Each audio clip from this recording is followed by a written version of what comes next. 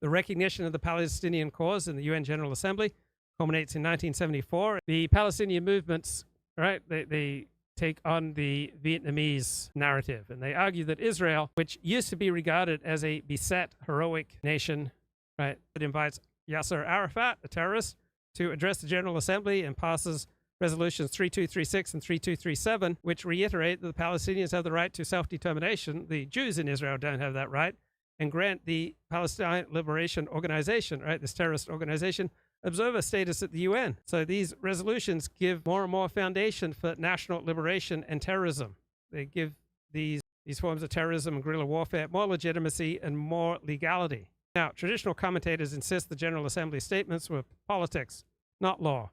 But there's no clear divide between politics and law. There's no clear divide always between narrative and law.